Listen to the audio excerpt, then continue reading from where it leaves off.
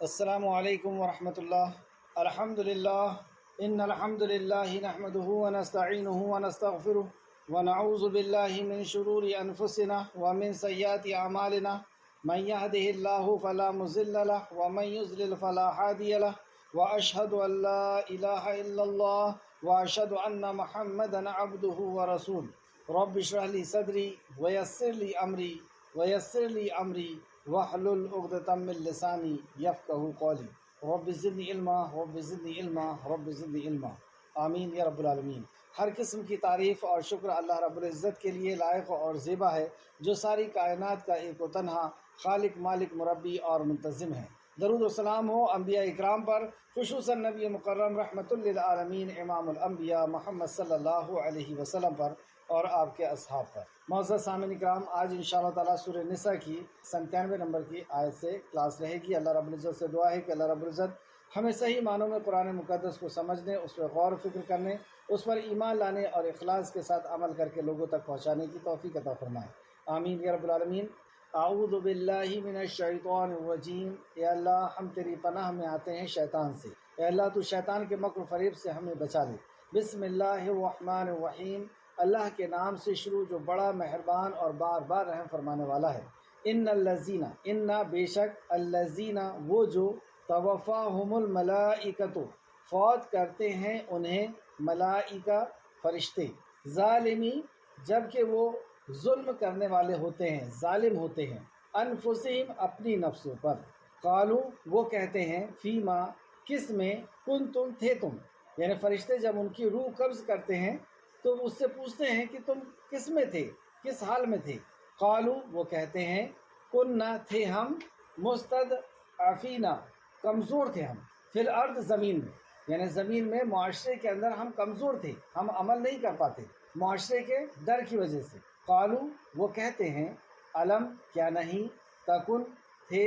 ارض زمین، ارض اللہ زمین اللہ کی، وسیعۃ وسیع کیا اللہ کی زمین وسیع نہیں تھی، فتہاجروا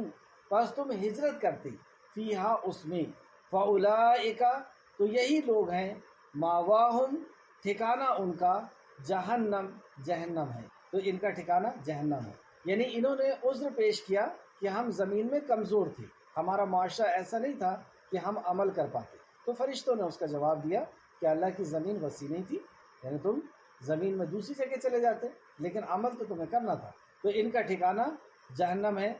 اللہ لیکن کچھ لوگ اس میں سے بچ جائیں گے جنہوں نے ہجرت نہیں کی، اللہ سوائے ان کے، مستضعفین جو کمزور ہیں، من الرجال مردوں میں سے کمزور ہیں، یعنی بہت ضعیف ہیں، بوڑھے ہیں، ہجرت کی طاقت نہیں رکھتے، والنساء اور عورتوں میں سے، تو عورتوں میں سے بھی ایسی ہیں جو ہجرت کی طاقت نہیں رکھتی، سبھی عورتیں اس کے اندر نہیں آئیں گی کیونکہ عورتوں نے بھی ہجرت کی، والولدان اور بچوں میں سے، بچے بھی ہجرت کی طاقت نہیں رکھتے ہیں، لا یستطیعون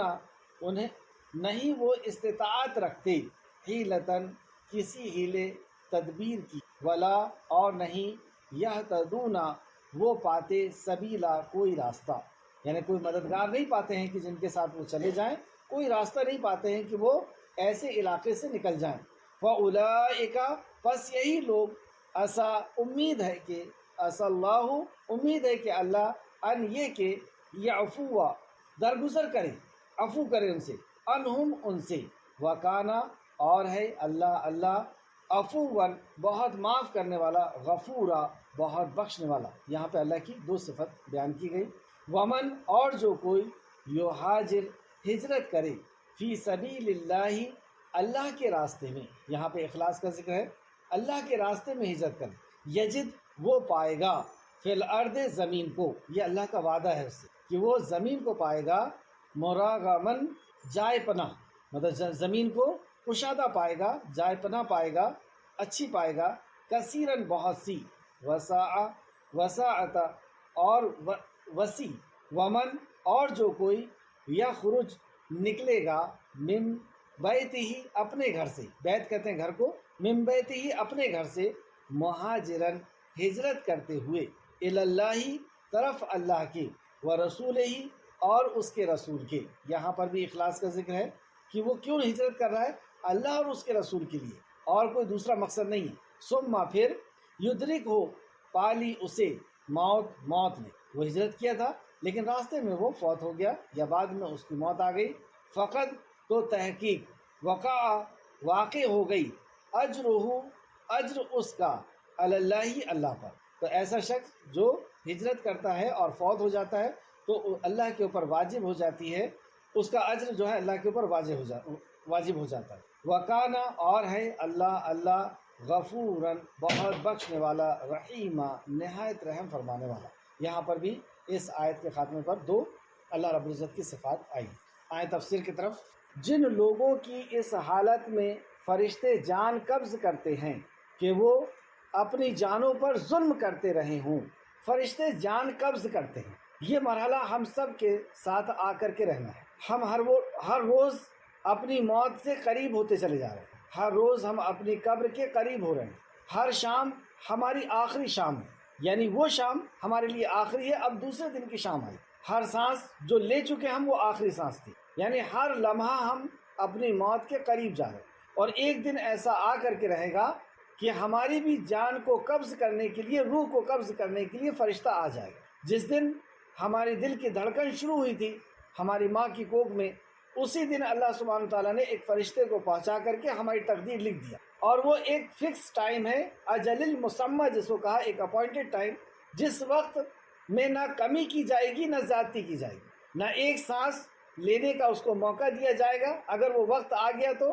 اور نہ ایک لقمہ وہ کھا سکتا ہے۔ تو یہ ہم سب کے ساتھ ایک دن آ کر کے رہنا ہے۔ جس طرح رات آتی ہے اور آ کر کے رہتی ہے، اور پھر صبح آتی ہے اور آ کر کے رہتی ہے، اسی طریقے سے ہماری موت آئے گی اور پھر صبح آئے گی، یعنی ہم اللہ رب العزت کی بارگاہ میں حاضر ہوں۔ اب جب موت آتی ہے تو دو قسم کے فرشتے آتے ہیں، یعنی ہماری دو قسم کی کنڈیشن ہوتی ہے۔ انسان کی دو قسم کی حالت ہوتی ہے، یا تو وہ ظالم ہوتا ہے، یعنی اپنی نفس پہ ظلم کرنے والا ہوتا ہے، یا اللہ کا مطیع اور فرما بردار ہوتا ہے۔ اس کا خاتمہ کس حالت میں ہو رہا ہے، یہی اصل ہے کہ ہمارا خاتمہ بالخیر ہو جائے، اچھائی کے ساتھ ہمارا خاتمہ ہو جائے۔ تو دو حالتیں انسان کی ہوتی ہیں، یا تو وہ نیکوکار میں سے ہوتا ہے یا وہ گنہگار ہوتا ہے۔ اور فرشتہ جب گنہگار کی روح قبض کرنے کے لیے آتا ہے تو گنہگار، یہاں پہ جس گنہگار کا ذکر کیا گیا، ایک تو گنہگار وہ ہوتا ہے جو منافق ہے، مشرک ہے، کفر کرنے والا ہے، اور لیکن ایک گنہگار وہ ہوتا ہے جس کا کانسیپٹ صحیح تھا، جو توحید جانتا تھا، رسالت جانتا تھا، جو نیک اور برے عمل جانتا تھا، لیکن مجبوراً اس نے گناہ کیا۔ مجبوراً، اس کی مجبوری ایسی تھی کہ وہ ایسے معاشرے کے اندر رہتا تھا کہ جو معاشرہ اسے نیک کام کرنے نہیں دیتا تھا، لیکن اس کی مجبوری ایسی بھی نہیں تھی کہ وہ اس معاشرے کو چھوڑ دے۔ تو ایسے معاشرے میں رہتا تھا جہاں پر وہ توحید پر عمل نہیں کر پاتا تھا، شرک کرنا اس کے لیے مجبوری بن جاتی تھی، جیسے نماز نہیں پڑھ پاتا تھا، روزہ حج اور زکوٰۃ نہیں کر پاتا تھا، پردہ وغیرہ نہیں کر پاتا تھا، اور بھی دوسرے احکام و مسائل پر وہ عمل نہیں کر پاتا تھا، کیونکہ اس کے رشتہ دار یا اس کا معاشرہ ایسا نہیں تھا۔ لیکن وہ وہاں سے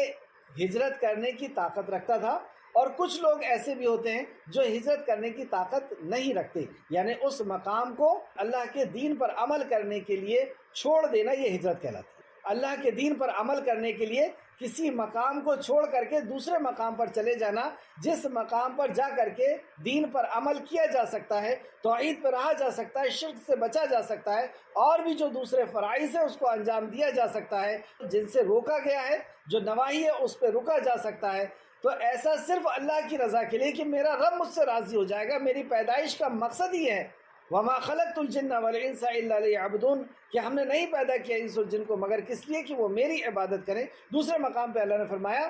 تبارک الذی بیدہ الملک، بابرکت ہے وہ ذات جس کے ہاتھ میں ملک کی بادشاہت ہے، الذی خلق الموت والحیات، جس نے زندگی اور موت کو پیدا کیا۔ کیوں پیدا کیا؟ زندگی اور موت کے بیچ کا ایک چھوٹا سا ٹائم ہم لوگ جی رہے ہیں۔ الذی خلق الموت والحیات لیبلوکم ایکم احسن عملا، کہ ہم جان لیں کہ تم میں کون ہے احسن عمل کرنے والا۔ تو ہماری پیدائش کا مقصد ہی ٹیسٹ ہے کہ ہمیں ایگزام کے لیے اللہ سبحانہ تعالیٰ نے بھیجا ہے کہ ہم میں سے کون اچھے عمل کرنے والا ہے، یہ ٹیسٹ ہمارا چل رہا ہے۔ تو جو ایک شخص ہے کہ ایسے معاشرے کے اندر ہے جہاں پر توحید پہ رہنا اس کے لیے ممکن نہیں ہے، شرک سے بچ پانا ممکن نہیں ہے، نماز روزہ اور دوسرے عمل کرنا ممکن نہیں ہے، لیکن وہ وہاں سے نکلنے کی طاقت رکھتا ہے، اور ایک شخص وہ ہے جو نکلنے کی طاقت نہیں رکھتا، جیسے کوئی خاتون ہے اور اسے باندھ کر کے رکھا گیا، روک کر کے رکھا گیا، وہ نکل نہیں سکتی۔ بچہ ایسا ہے کہ اکیلے وہ بھاگ نہیں سکتا، ایسی کوئی کمزوری ہے۔ تو یہ دو قسم کے لوگ ہیں۔ پھر سے سمجھیں، جب ہماری جان نکالنے کے لیے فرشتہ آئے گا تو ہماری دو کنڈیشن میں سے ایک کنڈیشن ہوگی، یا تو ہم مطیع اور فرمانبردار ہوں گے یا ہم گنہگاروں میں سے۔ جو گنہگاروں میں سے ہوں گے تو گنہگار کی دو قسمیں ہیں، ایک وہ گنہگار جو منافق تھا، کفر کرنے والا تھا، شرک کرنے والا تھا، لیکن ایک وہ گنہگار ہے جس کے معاملات، جس کے جو ہے عقائد بالکل صحیح ہیں، وہ جانتا ہے کہ اللہ ایک ہے، محمد رسول اللہ اللہ کے نبی ہیں، اس نے کلمہ بھی پڑھا ہے، لیکن معاشرے کے وجہ سے اور معاشرے کی محبت میں، خاندان کی اور اپنے کاروبار کی محبت میں اس نے اس علاقے کو نہیں چھوڑا جبکہ چھوڑنے کی طاقت رکھتا تھا، اور اس نے پھر گناہ کیا، وہ نیکی پہ نہیں رہ سکا، تو یہ بھی مجرم کہلائے گا۔ اور ایک وہ شخص ہے جو نکلنے کی طاقت نہیں رکھتا، ایسی کوئی خاتون ہے، ایسا کوئی بزرگ شخص ہے، تو اس کے تعلق سے احکام مسائل آج ہم پڑھنے والے ہیں۔ جن لوگوں کی اس حالت میں فرشتے جان قبض کرتے ہیں، اچھا جو اچھے لوگ ہیں، جو نیکوکار ہیں، جب فرشتے ان کی جان قبض کرنے کے لیے آتے ہیں، کیونکہ یہ ہم سب کے ساتھ ایک دن ایسا ہونا ہے کہ وہ فرشتہ آ کر کے رہے گا۔ اگر ہم نیکوکار ہیں تو وہ فرشتہ کہے گا، اسے خوشخبری دے گا کہ چل اللہ کی طرف، ہم تمہارے دنیا میں بھی مددگار تھے اور آخرت میں بھی مددگار تھے، اللہ نے اپنی بخشش کی طرف تجھے بلایا، اللہ نے اپنی رحمت کی طرف تجھے بلایا۔ تو وہ انسان اپنی روح کو جسم سے ایسا نکالے گا جیسے مزکیزے میں سے پانی، نل آپ چالو کرتے ہیں پانی نکل جاتا ہے، اس طریقے سے اس کی روح اس کے جسم سے نکل جائے گی، اور جیسی اس کی روح نکلے گی اور فرشتہ ہاتھ میں لے گا تو دوسرا فرشتہ دور سے دیکھ رہا ہوگا، وہ اس کے قریب آئے گا اور کہے گا اس روح کو مجھے دے دے، اسے روح دی جائے گی اور وہ جنت کے لباس میں سے ایک لباس میں اسے لپیٹ لے گا اور آسمان کی طرف بڑھے گا۔ نبی کریم صلی اللہ علیہ وسلم نے فرمایا کہ اس روح سے ایسی خوشبو نکلے گی، یعنی اس کفن سے یا اس کے پاس ایسی خوشبو نکلے گی کہ ایسی کستوری زمین میں کسی نے نہیں سنی، سبحان اللہ۔ اور جب وہ اوپر اٹھے گا تو فرشتے دوسرے پوچھیں گے کہ یہ کون نیک بخت ہے اور کون نیک شخص ہے، کون نیک بخت ہے جو نیک جسم میں تھا، تو فرشتے اس کا اور اس کے والد کا نام لے کر کے بتائیں گے کہ یہ فلاں بن فلاں ہے، فرشتے اس کی خوش آمدید کریں گے اور یہ اس طرح اسی انداز میں پہلے آسمان پر پہنچایا جائے، آسمان کے فرشتے بھی اس کا مرحبا کریں گے، خوش آمدید سے اس کا استقبال کیا جائے گا، پھر دوسرے آسمان پہ اور ہر آسمان پہ پوچھا جائے گا یہ کون نیک بخت ہے، تو اس کا اور اس کے والد کے نام کے ساتھ اس کے نام کو پکارا جائے گا، یہ فلاں بن فلاں، اور اس طرح ساتویں آسمان پر یہ پہنچے گا، اسے علین میں لکھنے کا حکم دیا جائے گا۔ علین اور سجین دو جگہ ہے۔ اب جو بدبخت شخص ہے، اس کی جب روح کھینچی گئی، اس کی جب روح نکالنے کے لیے فرشتہ آتا ہے تو کہتا ہے کہ اے بدبخت روح، بدبخت جسم سے نکل، تو وہ اپنے آپ کو جسم میں چھپائے گی، کیونکہ وہ سمجھ جائے گی کہ اب میرا انجام کیا ہونا ہے، کیونکہ جب موت کا فرشتہ آتا ہے تو ایمان آ جاتا ہے، اس موت کے فرشتے کو دیکھ کر کے ایمان آ جاتا ہے، لیکن ایسے وقت کا ایمان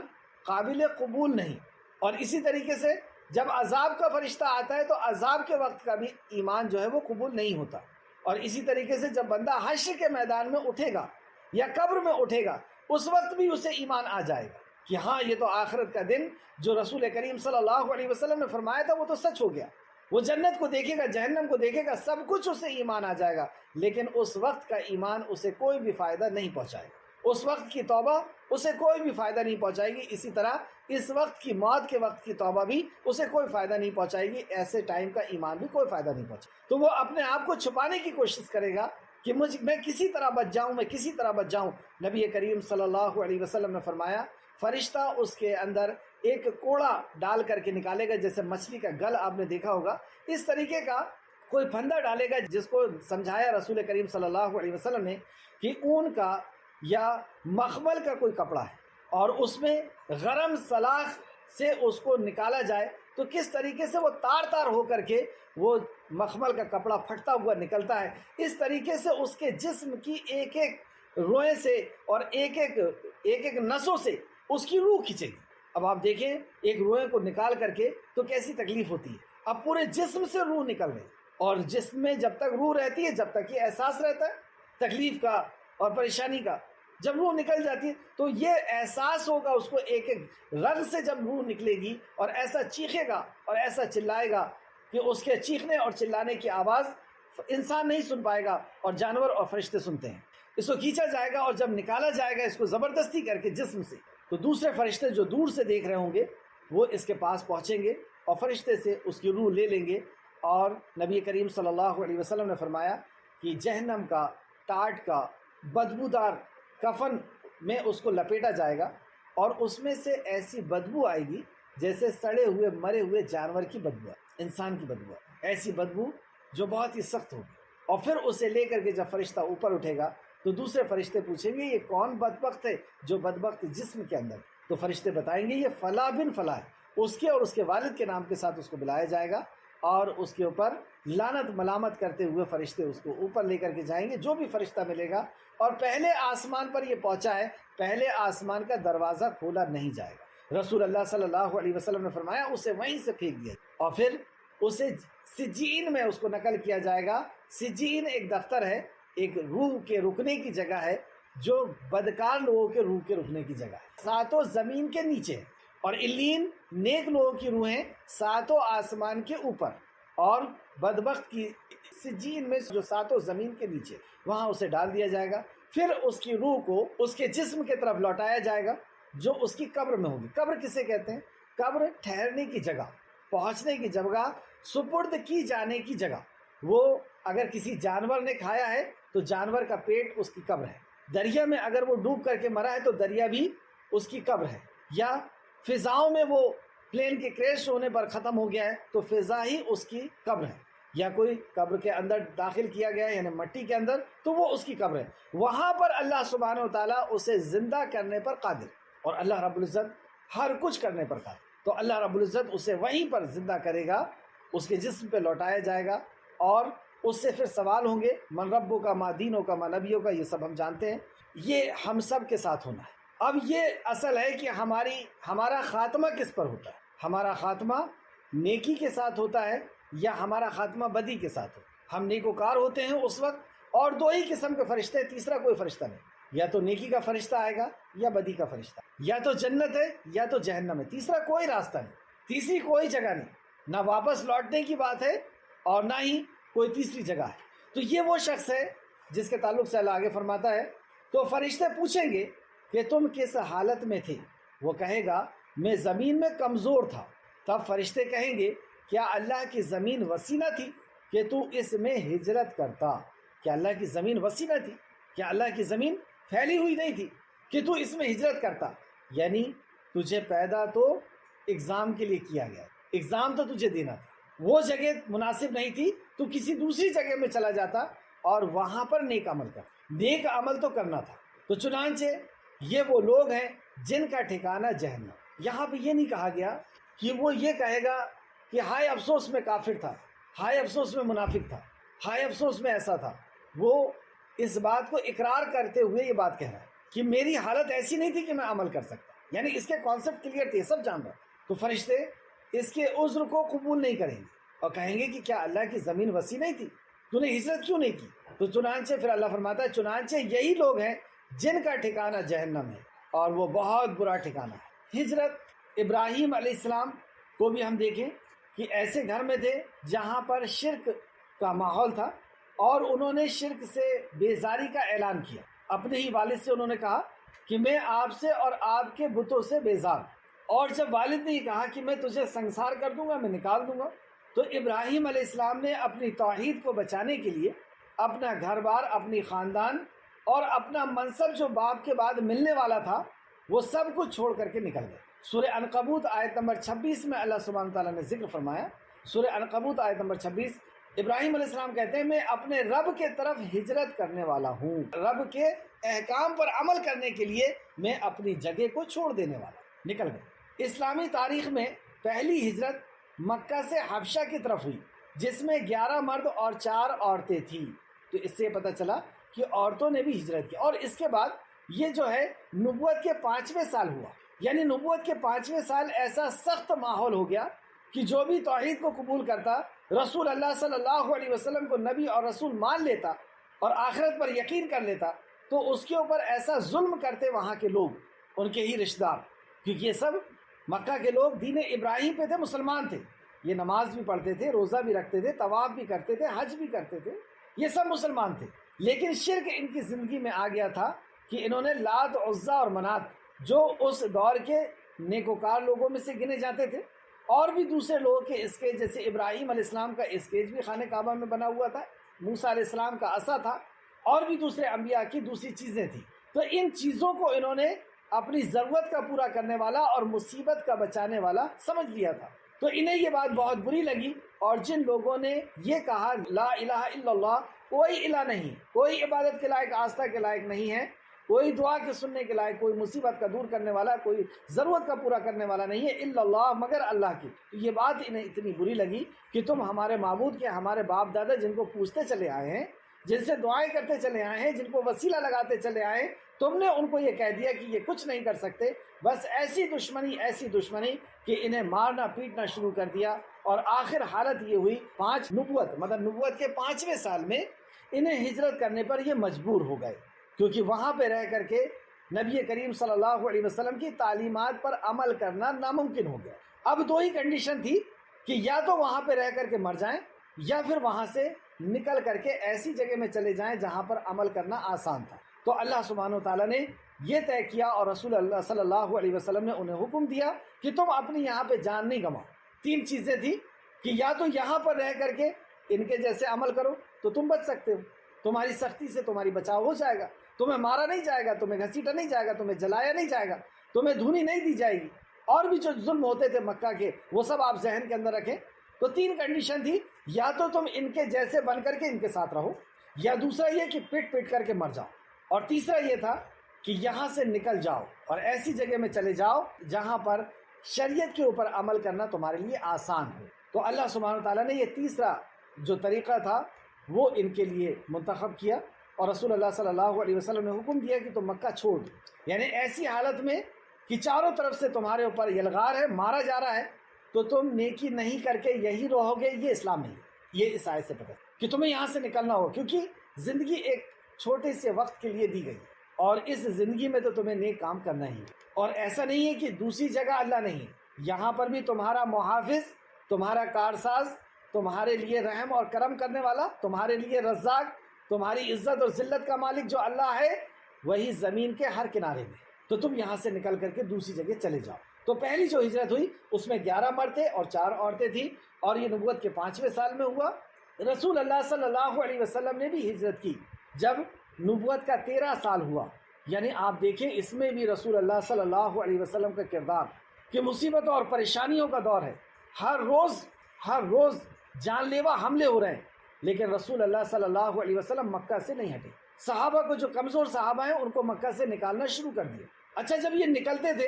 تو اس وقت بھی مشرکین مکہ آ کر کے سامنے کھڑے ہو جاتے تھے اور کہتے تھے ہم تم کو نکلنے نہیں دیں، تم یہاں سے نہیں جا سکتے، یعنی یہاں رہ بھی نہیں سکتے اور جا بھی نہیں سکتے۔ ایسی دشمنی کہ تمہیں یہیں رہنا ہوگا، یعنی تم یہاں رہو اور اسلام چھوڑو، توحید کو چھوڑو۔ اسلام میں تو وہ تھے، توحید کو چھوڑو، اصل تو یہ تھے، رسالت کو چھوڑو، اللہ کے کلام پر ایمان کو چھوڑو، آخرت پر ایمان کو چھوڑو۔ تو اس طریقے سے یہ زبردستی کر کے روکا کرتے تھے۔ تو چھپ چھپا کر کے صحابہ نکلتے تھے، کبھی کوئی پکڑا جاتا تو اسے مارا جاتا، اسے مال چھین لیا جاتا۔ ایک صحابی اپنی بیوی اور بچے کے ساتھ جب بارڈر پہ پکڑا گئے، وہاں سے ہجرت کر رہے تھے مکہ سے، تو مشرکین مکہ نے روک لیا اور کہا کہ یہ عورت مکہ کی ہے، یہ ہمارے قبیلے کی، اسے واپس کرو۔ زبردستی واپس لے لیا۔ بچے سے کہا کہ یہ بچہ بھی ہمارا ہے، اسی کا بچہ ہے، اسے بھی زبردستی کر کے چھین لیا، دونوں ہاتھ سے پکڑ کر۔ اب سوچے کہ کس حالت میں یہ ہجرت کر کہ بیوی بھی چھین لیا گیا، اولاد بھی چھین لی گئی۔ ایک صحابی پکڑائے اور کہا کہ یہ جو دولت ہے یہ ہماری دی ہوئی، تو انہوں نے بتایا کہ فلاں جگہ دولت رکھی ہے، اور جا کر کے لے لیا گیا اور انہیں بغیر سر و سامان کے مکہ سے نکلنے پر مجبور کر۔ یہاں بتانے کا مطلب یہ ہے کیونکہ آگے کی آیت یہ آ رہی ہے کہ جو کمزور ہیں، تو ہم وہاں پر یہی سمجھیں گے اپنے آپ کو کہ ہم کمزور ہیں، تو وہاں پہ ہمیں صحابہ کی زندگی دیکھنا ہوگا کہ صحابہ کس طرح کمزور تھے اور اس کے باوجود بھی نکلے تھے۔ تو کمزور کون ہیں؟ وہ صحابہ کمزور ہیں جو مکہ کے اندر رک گئے تھے، جو مجبور تھے، جو خواتین مجبور تھی، جو بچے مجبور تھے۔ یہ یہاں پہ بتانے کا مقصد تھا کہ ہم ان آیتوں میں صحابہ کی زندگی کو دیکھیں کہ انہوں نے ان آیتوں پر کس طرح عمل کیا، اور جو رک گئے تھے وہ مجبور تھے۔ اور جیسے مدینہ کے آس پاس، کیونکہ یہ آیت مدنی ہے، تو مدینہ کے آس پاس کے جو قبائل تھے وہاں پہ جو لوگوں نے اسلام قبول کیا تھا تو انہیں بھی ہجرت کر کے مدینہ کی طرف آنا تھا، لیکن کچھ لوگ مدینہ کی طرف ہجرت کر کے نہیں آئے، یہ مدینہ کے ماحول کی بات میں بتا، مدینہ کے ٹائم کی بات بتا. تو وہ اپنے قبائل سے مدینہ کی طرف نہیں آئے. اور جب مدینہ پر چڑھائی ہوئی، مشرکین نے مدینہ کے اوپر جب چڑھائی کیا یعنی حملہ کیا، جنگ کیا، تو مجبوراً شرما شرمی یا پیشر میں آ کر کے وہ لوگوں کو بھی ان کے ساتھ آنا پڑا، یعنی مشرکین کے ساتھ جنہوں نے کلمہ پڑھا تھا مجبوراً ان کو بھی آنا پڑا. اور جب تیریں چلی ادھر سے تو وہ بھی ہلاک ہوئے. اب جب وہ ہلاک ہوئے اور ان کی جان نکالنے کے لیے فرشتہ پہنچا تو فرشتے نے کہا کہ کیا حال ہے، کیسے رہے تو وہ کہتے ہیں کہ ہم مجبور تھے، ہم یہاں سے نہیں نکل سکتے. تو اللہ سبحانہ تعالیٰ نے کہا کہ اللہ کی زمین وسیع نہ تھی. فرشتوں نے کہا کہ اللہ کی زمین وسیع نہ تھی، یعنی تمہیں یہاں سے نکلنا تھا نا، تمہیں یہاں سے مدینہ جانے میں کیا دقت تھی؟ تم تو جا سکتے تھے، نکل سکتے تھے، تم صحیح سالم تھے. اور یہ صرف مکہ کے لیے نہیں، ہر دور کے لیے جب ہم اسلام پر عمل نہیں کر سکتے، ہمیں توحید پر عمل کرنے میں مشکل آ جائے، شرک ہمارے لیے مجبور ہو جائے، دوسرے اعمال نہیں کر سکتے، تو ہمیں یہ سمجھ لینا ہے کہ یہ دنیا کی زندگی آخرت کے مقابلے میں چند لمحے کی. جو قبر کی زندگی ہے اگر اسی کو ہم دیکھ لیں تو کتنی لمبی زندگی ہے. ابھی ہمارے سامنے دکھ رہا ہے ماحول ایسا چل رہا ہے کہ چاروں طرف ظلم ہے، اور جب چاروں طرف ظلم بڑھ جاتا ہے تو اللہ رب العزت اس ظلم کے خاتمہ کرتا ہے، انسان کو امن دیتا ہے. ہر دور میں ایسی ہوا تو اس کی دو شکل ہوتی ہے، یا تو اللہ رب العزت کوئی عذاب پہنچا دیتا ہے اور ظالموں کو ختم کر دیتا ہے، یا اللہ رب العزت کسی مسیحا کو پہنچاتا ہے، کسی نبی کو پہنچاتا ہے اور اس کے ذریعے سے ظالم کا خاتمہ ہوتا ہے. اب یہ دور ایسا آ گیا ہے کہ یا تو اللہ رب العزت کا کوئی عذاب آئے گا اور یہ ظلم ختم ہوگا، یا پھر مہدی علیہ السلام آ جائیں گے. کیونکہ مہدی علیہ السلام کی جو پیشن گوئی تھی وہ ساری کی ساری پوری ہو چکی ہے، 72 پیشن گوئیاں پوری ہو چکی ہیں اور بھی اس سے زیادہ. اب چند ہی 2-3 رہ گئی ہیں کہ جو یہ خبر دے گی کہ مہدی علیہ السلام آ گئے. اب مہدی علیہ السلام آئیں گے اور ظلم کا خاتمہ ہوگا انشاءاللہ. اس کے بعد پھر ایک لمبا وقت ٹھکانہ دجال کی حکومت چلے گی، اور پھر اس کا خاتمے کے لیے عیسیٰ علیہ السلام آئیں گے، اور ایک امن و امان کا دور، عیسیٰ علیہ السلام کا نکاح، ان کے بچے، پھر ان کا خاتمہ، ان کا انتقال، اور نبی مکرم کے پہلو میں انہیں دفن کیا جائے گا، اور پھر ایک امن و امان کا سلسلہ لمبی تاریخ اس کی چلتے رہے گی. پھر اس کے بعد نیک و کار لوگ ختم ہوتے چلے جائیں گے، ختم ہوتے ہوتے یہاں تک برائیاں بڑھتے چلے جائے گی کہ اللہ رب العزت نیک لوگوں کو ایک ہوا چلا کر کے ان کی روحوں کو قبض کر لے گا. اب دنیا کے اندر صرف اور صرف بدکار لوگ، نافرمان لوگ، کفر کرنے والے باقی رہیں گے. میں بتانا یہ چاہ رہا ہوں کہ قبر کی زندگی کتنی لمبی ہے. اگر ہماری موت ہوتی ہے اور ہوگی 10 سال بعد، 20 سال بعد، 30 سال بعد، اس سے زیادہ تو نہیں بچی ہے، تو جب ہماری موت ہوگی تو اس کے بعد ہم قبر کے اندر کتنا لمبا رہنے والے ہیں. مہدی علیہ السلام کا دور ہے، کانا دجال کا بھی آنے کا، اس کا ظلم کا دور ہے، پھر عیسیٰ علیہ السلام کا دور ہے، نیکوکاروں کا دور ہے، پھر اس کے بعد اب جا کر کے برے لوگوں کا دور، اور پھر قیامت آئی اور دنیا ختم کی جائے گی. اور جب دنیا ختم کی جائے گی پھر اس کے بعد ایک لمبا پیریڈ، پھر دوسرا سور پھونکا جائے گا اور اللہ کی بارگاہ میں ہم سب حاضر کیے جائیں گے. اور وہ دن قیامت کا دن جس کو کہا جاتا ہے حشر کے میدان کا دن، وہ دن 50,000 سال کا دن، 50,000 سال کا دن. اور پھر اس کے بعد ہمیشہ ہمیش کی زندگی، جنت کی یا جہنم کی. تو یہ جو زندگی کی ہے دنیا کی زندگی، اس کے مقابلے میں کتنی ہے؟ چند لمحے کی. اسی لیے اللہ رب العزت نے کہا یہ لہو اور لعب ہے، یہ کھیل اور تماشا، اس کے سوا کچھ نہیں. جس نے اس دنیا کو بنایا ہے، جس نے ہمیں عمر دیا ہے، وہ رب ہمیں بتا رہا ہے کہ یہ کھیل اور تماشے کے سوا کچھ نہیں. تو یہ کھیل اور تماشا ہے، یہ ہماری مسافر کی زندگی ہے. جیسے نبی کریم صلی اللہ علیہ وسلم کو جب صحابی نے یہ دیکھا کہ آپ کے اوپر چٹائی کے نشان ہے اور وہ کیسر و کسرا کے لوگ تو آرام اور اطمینان سے جی رہے ہیں، تو نبی مکرم صلی اللہ علیہ وسلم نے سمجھایا کہ تمہارا اس کے بارے میں کیا خیال ہے جس کو دنیا میں اللہ رب العزت نے جنت دی، اور ہمارے لیے تو آخرت ہے، اور تمہارا اس کے بارے میں کیا خیال ہے جو ایک مسافر ہے، کسی پیڑ کے نیچے وہ رکا اور پھر اٹھا اور چل دیا. تو ہم ایک مسافر ہیں جو چند وقت کے لیے اس پیڑ کے اس دنیا کے اندر ہے. تو اس دنیا میں ہم کسی بھی چیز سے کمپرومائز نہیں کر سکتے، ہمیں تو عمل کرنا ہے، اور اس عمل کرنے کے لیے اگر ہمیں اس جگہ سے نکلنا پڑے تو ہمیں نکلنا ہوگا اور اس جگہ میں جانا ہوگا جہاں پر ہم توحید اور رسالت پر عمل کر سکتے ہیں. تو یہاں پر اب آیت کو پھر سے دیکھیں تو بات انشاءاللہ تعالیٰ پوری طرح سمجھ میں آئے گی. جن لوگوں کی اس حالت میں فرشتے جان قبض کرتے ہیں، تو یہ وہ لوگ ہیں جو مدینہ کے آس پاس تھے اور مجبوراً وہ نہیں نکل سکے، یعنی اپنے ایمان کی کمزوری کی وجہ سے نہیں نکل سکے. اور جب انہوں نے مدینہ کے اوپر چڑھائی کی تو ان کو بھی شرما شرمی یا پریشر میں آ کر کے ان کے ساتھ آنا پڑا، اور جب آنا پڑا اور ادھر سے تیریں چلی تو ان کو بھی لگ گئی، جبکہ انہوں نے کلمہ پڑھا تھا. اور جب روح کھینچنے کے لیے فرشتہ آیا تو اب فرشتہ کہہ رہا ہے جن لوگوں کی اس حالت میں فرشتے جان قبض کرتے ہیں کہ وہ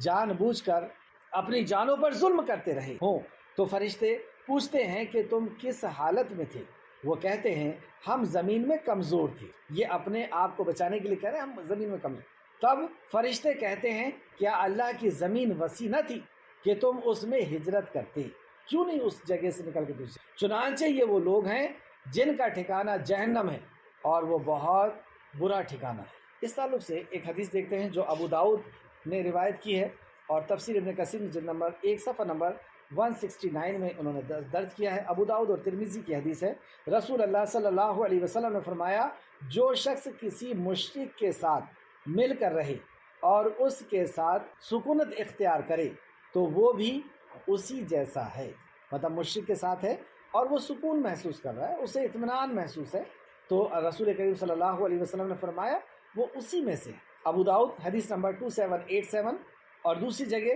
2645 2645، ترمذی حدیث نمبر 1604 1604۔ یعنی یہ کیسے ہو سکتا ہے کہ ایک توحید پرست ابراہیم علیہ السلام کا میں نے آپ کو واقعہ بتایا کہ ان کے والد خود بت بناتے تھے، اس کے مجاور بھی تھے، اس کی عبادت بھی کرتے تھے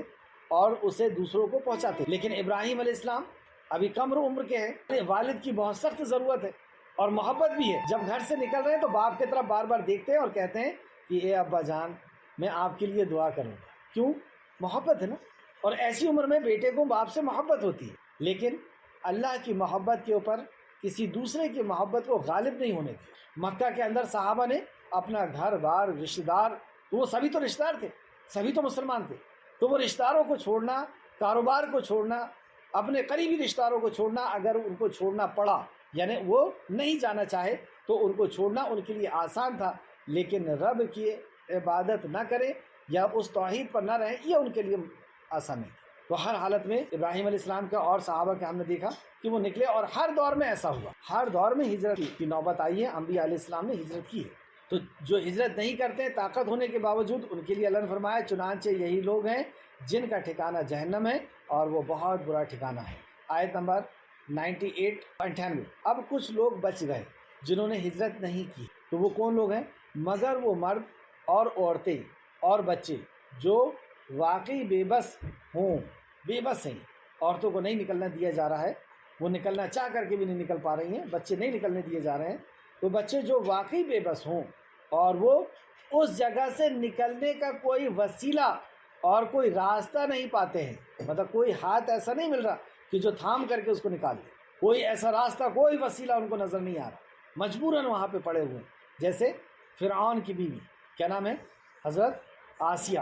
کی، باندھ دیا فرعون نے اور اپنے غلاموں سے پٹوا رہا، خود نہیں مان رہا، اپنے نوکروں سے، اور اس رانی کا کیا حال ہوگا جو مصر کی رانی ہے، بادشاہ ہے، اور انہیں ان کے غلام ریگستان میں دھوپ کے اندر باندھ کر کے انہیں مار رہے ہیں، تو ایسی مجبوری ہے، نہیں نکل سکتے، لیکن اس کے باوجود بھی انہوں نے توحید کے دامن کو نہیں چھوڑا، شوہر کی نافرمانی کی لیکن توحید کو نہیں چھوڑا، اللہ کی نافرمانی نہیں کی۔ اللہ کی نافرمانی کے ساتھ، اللہ کی نافرمانی ایک طرف ہو اور دنیا کی نافرمانی ایک طرف ہو، تو دنیا کی نافرمانی ہمیں قبول کرنا ہے، اللہ رب العزت کی نافرمانی نہیں قبول کر سکتا ایک توحید پر۔ تو یہ ایسے لوگ ہیں جو راستہ نہیں پاتے ہیں اور کوئی ان کا نکلنے کا کوئی جگہ اور کوئی راستہ نہیں ہے، تو اللہ رب العزت نے ان کے تعلق سے فرمایا، آیت نمبر 99 ہے، اسی لیے ان لوگوں کے بارے میں امید ہے کہ اللہ انہیں معاف کر دے گا، اور اللہ بہت معاف کرنے والا اور نہایت بخشنے والا ہے، عفو غفورا، تو وہ عفو اور درگزر کرنے والا ہے اور غفور ہے یعنی بہت بخشنے والا ہے۔ آیت نمبر 100، اور جو شخص اللہ کی راہ میں ہجرت کرے، یہاں پر نیت بتائی گئی ہے، اور اس آیت میں آپ دیکھیں 2 بار نیت کو ٹچ کیا گیا، اور جو شخص اللہ کی راہ میں ہجرت کرے، اللہ کے لیے، اللہ کے دین پر عمل کرنے کے لیے، اللہ کی رضا کے لیے، اللہ کی توحید پر عمل کرنے کے لیے، صرف اللہ کے لیے، مطلب دولت نہیں، شہرت کے لیے نہیں، کسی خاتون سے نکاح کے لیے نہیں، جیسے امام بخاری نے ایک حدیث لے کر کے آئے ہیں جو امام بخاری نے پہلی ہی نمبر پر درج کیا ہے اس حدیث کو، اور دوسرے جگہ بھی درج کیا، اور امام مسلم نے بھی اس کو درج کیا ہے اپنے مسلم شریف میں۔ حضرت عمر بن خطاب رضی اللہ عنہ سے مروی ہے، رسول اللہ صلی اللہ علیہ وسلم نے فرمایا یقیناً تمام اعمال کا انحصار نیت پر ہے، یعنی تمام اعمال ڈپینڈ کرتے ہیں نیت پر، اور ہر شخص کے لیے صرف وہی ہے جو وہ نیت کرے۔ جس کی ہجرت اللہ اور اس کے رسول کے لیے ہو تو اس کی ہجرت اللہ اور اس کے رسول کے لیے ہے۔ اللہ اور اس کے رسول کے لیے ہے کہ اللہ کے حکم کو پورا کرے گا، نبی مکرم کے طریقے پر چلے گا، اللہ کو راضی کرنا اس کی نیت ہے، تو اس کی ہجرت اللہ کے لیے ہے، اور یعنی اللہ کے ہاں اس کو اجر ملے گا۔ اور جس کی ہجرت دنیا کی حصول یا عورت سے کے لیے ہے، دنیا کے حصول یعنی اس لیے ہجرت کر رہا ہے کہ عزت مل جائے گی، کاروبار اچھا چل جائے گا، پیسے والے ہو جائیں گے، اور دوسری کوئی نیت ہے، اللہ کی رضا نیت نہیں ہے۔ اور جس کی ہجرت دنیا کے حصول یعنی دنیا کو حاصل کرنا یا کسی عورت سے شادی کرنے کے لیے ہو تو اس کی ہجرت اسی کے طرف ہے جس کے طرف اس نے ہجرت کی۔ یعنی یہ ہجرت بھی ہجرت ہے لیکن اس کا وہ اجر نہیں ہے، یعنی کوئی کاروبار نہیں چل رہا اور ایک جگہ سے دوسری جگہ چلا جا رہا ہے تو اس کو یہ والی ہجرت کا اجر نہیں ملے۔ وہ ہجرت کر سکتا ہے کیونکہ اس کی نیت اس لیے ہے کہ یہاں کاروبار میرا نہیں چل رہا، میں وہاں چلا جاؤں، وہاں چلے جاؤں گا تو نکاح ہو جائے گا، تو یہ غلط نہیں ہے۔ لیکن یہ والی جو ہجرت ہے اس ہجرت کا اجر اسے نہیں ملنے والا کیونکہ اس کی نیت اللہ کی رضا نہیں تھی۔ یہ بخاری اور مسلم کی حدیث ہے، بخاری شریف حدیث نمبر 1، اور امام بخاری نے اس کو دوسری جگہ نقل کیا ہے 2529 2529۔ مسلم نے بھی اس کو روایت کیا ہے حدیث نمبر 1907۔ آیت کو پھر سے دیکھیں، اور جو شخص اللہ کی راہ میں ہجرت کرے وہ زمین میں پناہ لینے کے لیے بہت جگہ اور گنجائش پائے گا۔ جس کی زمین ہے وہ وعدہ کر رہا ہے کہ اگر تو اللہ کی رضا کے لیے، اللہ کے دین پر عمل کرنے کے لیے، کیونکہ یہاں پہ عمل نہیں کیا دیا۔ اچھا یہاں پہ ایک بات اور غور کرنے کی ہے کہ عمل نہیں کرنے دیا جا رہا ہے تو کیا لڑائی کر؟ نہیں، تو یہاں سے نکل جا۔ شریعت کو سنت کے حساب سے اور تاریخ کے حساب سے ہم کو سمجھنا پڑے گا، صحابہ کے عمل کے حساب سے ہم کو سمجھنا پڑے گا اسلام۔ یہ نہیں کہا کہ تمہیں وہاں مار کاٹ کرنا ہے، کیا کہا؟ تم وہاں سے نکل۔ وہ زمین میں پناہ کے لیے بہت جگہ اور گنجائش پائے گا، تو یہ اللہ کی زمین ہے، اللہ رب العزت نے وعدہ کر لیا کہ زمین میں تم بہت گنجائش پاؤ، اور حدیث میں آتا ہے کہ اس کے لیے اللہ نے برکت کو لکھ دیا، یعنی اس کے صحت میں برکت ہوگی، اس کی عزت میں برکت ہوگی، اس کی دولت میں برکت ہوگی۔ اور دیکھیں آپ صحابہ اکرام اور آج بھی جو لوگ ہجرت کرتے ہیں ان کی زندگی کو آپ دیکھیں کہ اللہ رب العزت نے انہیں کیسی شان عطا فرمائی۔ اور اسی طریقے سے مکہ کے اندر جب لوگ مکہ سے مدینہ ہجرت کر کے گئے تھے، یثرب گئے تھے اور دوسرے علاقے میں گئے تھے، تو اللہ رب العزت نے انہیں ویسی بے سہارا نہیں چھوڑا، اللہ رب العزت نے انہیں مال اور دولت سے نوازا۔ اور ہم دیکھتے ہیں کہ مختصر سے 10 سال کے بعد ہی اور عمر فاروق کے خلافت کے دور تک پوری دنیا یعنی 70% زمین کے یہ لوگ مالک ہو گئے۔ 3 نیکیاں ایسی ہیں جو پچھلے گناہوں کو ختم کر دیتی ہیں۔ اس میں ایک شہادت کا دینا، جو پہلے مشرک تھا، پہلے کفر پہ تھا، پہلے اللہ اور اللہ کے نبی کا انکار کرنے والا تھا، کتاب اور مرنے کے بعد کی زندگی کا انکار کرنے والا تھا، لیکن اس کے بعد وہ شہادت دے دی، اشہد ان لا الہ الا اللہ، کہ کوئی عبادت کے لائق نہیں سوائے اللہ کے، اور محمد رسول اللہ صلی اللہ علیہ وسلم اللہ کے بندے اور اس کے رسول ہیں، تو اس کے پچھلے گناہ جو ہیں وہ دھل جاتے ہیں۔ دوسرا وہ شخص جو ہجرت کرتا ہے اس کے پچھلے گناہ دھل جاتے ہیں۔ تیسرا وہ شخص جو حج کرتا ہے اور حج قبول کر لیا جاتا ہے، تو جس کا حج مبرور ہوتا ہے، قبول کیا ہوا حج ہوتا ہے، اس کے بھی پچھلے گناہ معاف ہو جاتے ہیں اور وہ ایسا لوٹتا ہے جیسے کہ اس کی ماں نے اسے آج ہی ولادت کیا ہے، اس کی ولادت ہوئی ہے۔ تو اللہ سبحانہ تعالیٰ نے یہاں فرمایا، اور جو شخص اللہ کی راہ میں ہجرت کرے وہ زمین میں پناہ لینے کے لیے بہت جگہ اور گنجائش پائے گا، یعنی برکتوں کا اس کے لیے وعدہ کر دیا گیا۔ دیکھیں یہاں پھر نیت کی بات ہو رہی، اور جو شخص اللہ اور اس کے رسول کے طرف ہجرت کرنے کے لیے کے خاطر اپنے گھر سے نکلے، اور جو شخص اللہ اور اس کے رسول کے طرف، اور کوئی مقصد نہیں ہے اس کا، اللہ کی رضا مقصد، ہجرت کرنے کے لیے کے طرف اپنے گھر سے نکلے، پھر اسے راستے میں موت آ جائے، ہے نا، یہ مار دیا گیا یا اپنی موت مر گیا، تو اس کا اجر اللہ کے ذمے واجب ہو گیا، اللہ نے اپنے اوپر واجب کر دیا کہ اس کو وہ اجر عطا فرمائے، اور اللہ کا اجر اللہ کی جنت، اور اللہ نہایت بخشنے والا اور بہت رحم فرمانے والا ہے، اللہ نہایت بخشنے والا اور بہت رحم فرمانے والا۔ آیت نمبر 101، وَإِذَا ضَرَبْتُمْ فِي الْأَرْضِ، اور جب تم زمین میں سفر کرو تو تم پر کوئی گناہ نہیں کہ تم نماز قصر کر لو، یعنی نماز کو آدھی کر لو۔ یہ نماز کی فضیلت یہاں سے پتہ چل رہی ہے کہ سفر میں ہو، اور یہ ہجرت کا سفر بھی ہو سکتا ہے، یہ دشمن پیچھا کر رہے ہیں، اور ایسا سفر بھی ہو سکتا ہے، یہ مشکل بھرا سفر بھی ہو سکتا ہے، کوئی بھی سفر ہے، تم نماز کو عادی کر سکتے، یعنی نماز پڑھنا ہوگا، اس حال میں بھی نماز معاف نہیں ہے، لیکن نماز کو اللہ رب العزت نے عادی کر دیا۔ اور جب تم زمین میں سفر کرو، اچھا یہاں سے سفر یہی سفر مراد نہیں، کسی بھی قسم کا سفر، جیسے کہ دوسری جگہ اللہ نے فرمایا سورہ مزمل آیت نمبر 20 میں، دیکھتے ہیں سورہ مزمل آیت نمبر 20 میں، اس نے جانا یعنی اللہ نے جانا کہ تم میں سے بعض بیمار بھی ہوتے ہیں اور بعض اللہ کے فضل یعنی رزق کی تلاش میں زمین میں سفر کرتے ہیں، تو یہ بھی سفر ہے، تو تم پر کچھ گناہ نہیں کہ نماز میں سے کچھ کم کر لو، یعنی نماز کی عدد جو ہے تعداد کم کر دیں، یعنی 4 رکعت سے 2 رکعت نماز کر لیا جائے۔ اس کو میں اور بھی دوسری حدیث سے آپ کو بتاتا ہوں، پہلے یہاں پہ آیت کو دیکھیں، آیت نمبر 101، اور جب تم زمین پر سفر کرو تو تم پر کوئی گناہ نہیں کہ تم نماز قصر کر لو، اگر تمہیں ڈر ہو کہ کفر کرنے والے کافر حملہ کریں، تمہیں فتنے میں ڈال دیں گے، تم پر حملہ کر کے تمہیں فتنے میں ڈال دیں گے، مطلب ایسا ڈر والا بھی سفر، تو بے شک کافر تمہارا کھلا ہوا دشمن ہے، کیونکہ یہ جو لوگ تھے جو مکہ سے نکلنے نہیں دے رہے تھے، جنہوں نے انکار کر دیا تھا، اور مدینہ کے بھی آس پاس تھے اور چاروں طرف سے آ کر کے صحابہ اکرام کو ختم کر دینا چاہتے تھے، تو یہ کھلے ہوئے دشمن تھے، یہ اعلانیہ دشمن تھے۔ ایسی حالت میں نماز کو عادی کرنے کا اللہ رب العزت نے حکم دیا۔ اس کی دلیل چند مقامات سے دیکھتے ہیں، جو حدیث کے اندر رسول اللہ نے فرمایا، حضرت عائشہ رضی اللہ عنہ سے مروی ہے کہ ابتدا میں یعنی شروعات میں جب وحی کا آنا شروع ہوا، ابتدا میں سفر و حجر میں 2 رکعت نماز فرض کی گئی تھی، شروع میں 2 رکعت نماز فرض کی گئی تھی، پھر سفر کی نماز کو باقی رکھا گیا اور حجر کی نماز کو مکمل کر دیا گیا، یعنی گھروں کی نماز کو مکمل کر دیا گیا، یعنی 4 رکعت کر دی گئی، لیکن سفر کی نماز 2 رکعت ہی باقی رہی۔ پہلے سفر میں اور گھر میں دونوں طرف 2 رکعت ہوتی تھی، بعد میں سفر کی نماز ویسی رہی اور گھر کی نماز کو مکمل کر دیا گیا، یعنی 4 رکعت کر دی گئی۔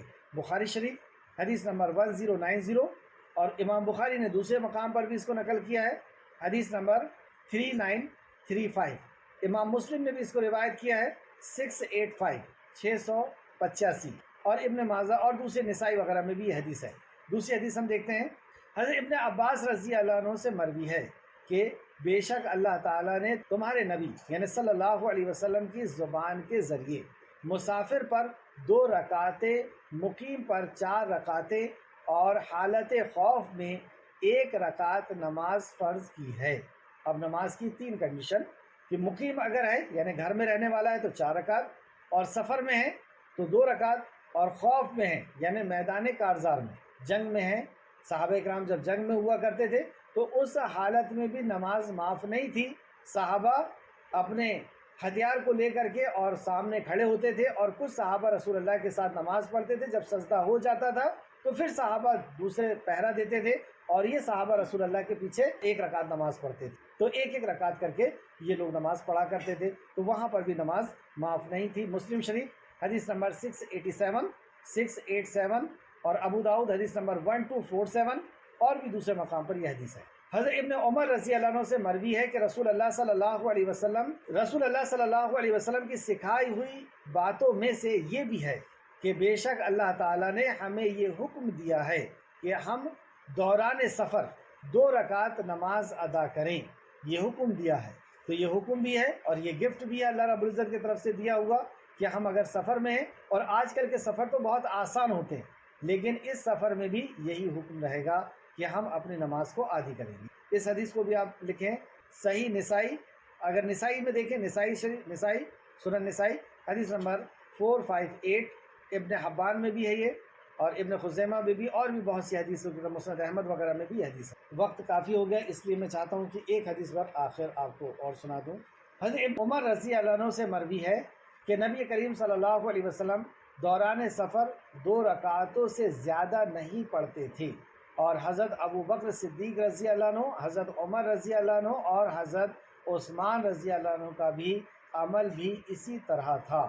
بخاری شریف حدیث نمبر 1102، مسلم شریف حدیث نمبر 689۔ اس حدیث کو پھر سے سنیں، حضرت ابن عمر رضی اللہ عنہ سے مروی ہے کہ نبی کریم صلی اللہ علیہ وسلم دوران سفر 2 رکعت سے زیادہ نہیں پڑھتے تھے۔ کون سی نماز؟ ظہر کی، عصر کی اور عشاء کی، لیکن فجر کی نماز 2 رکعت فجر بھی پڑھتے، فرض بھی پڑھتے تھے اور سنت بھی پڑھتے تھے، اور اسی طریقے سے مغرب کی نماز 3 رکعت فرض پڑھتے تھے، یعنی 4 رکعت والی نماز کو 2 رکعت کر لیتے تھے۔ اور سفر میں اور حجر میں، گھر میں مقیم جب رہتے تھے، جب بھی رسول اللہ صلی اللہ علیہ وسلم نے فجر کی 2 رکعت سنتیں نہیں چھوڑی، تو یہ سنت موقعہ کہلاتی، یہ سنت جو ہے نبی مکرم نے ریگولر پڑھی ہے۔ تو اب اس حدیث کو دیکھیں، یہ حدیث 4 رکعت نماز کو 2 رکعت کرنے کے تعلق سے حضرت ابن عمر رضی اللہ عنہ سے مروی ہے کہ نبی کریم صلی اللہ علیہ وسلم دوران سفر 2 رکعت سے زیادہ نہیں پڑھتے تھے۔ ابو بکر رضی اللہ عنہ، حضرت عمر رضی اللہ عنہ اور حضرت عثمان رضی اللہ عنہ بھی کہ بھی عمل اسی طرح تھا۔ اسے بخاری اور مسلم دونوں نے روایت کیا ہے۔ بخاری شریف حدیث نمبر 1102 اور مسلم شریف حدیث نمبر 689، اور بھی کئی حدیثیں ہیں۔ امام تیمیہ رحمۃ اللہ علیہ فرماتے ہیں کہ رسول اللہ صلی اللہ علیہ وسلم نے حالت سفر میں کبھی 4 رکعت نماز نہیں ادا کی۔ اب اس سے پتہ چل گیا 4 رکعت نماز ادا نہیں کی، یعنی 4 سے کم 3 رکعت اور 2 رکعت پڑھی ہے۔ یہ مجموعہ فتاوی جلد نمبر 7 اور صفحہ نمبر 24 میں امام ابن تیمیہ کا فتویٰ۔ آخر میں اللہ رب العزت سے دعا ہے کہ خالق مالک جو کچھ بھی ہم نے پڑھا اس پہ ہمیں مزید غور و فکر کرنے کی تو توفیق عطا فرما، اس پر ایمان لانے اور عمل کرنے کی ہم سب کو توفیق عطا فرما۔ اے خالق مالک جب تک ہمیں زندہ رکھ، ایمان اور عمل صالح کے ساتھ ہمیں زندہ رکھ، اور ہمارا خاتمہ بالخیر فرما دے، آمین یا رب العالمین۔ السلام علیکم ورحمۃ اللہ وبرکاتہ۔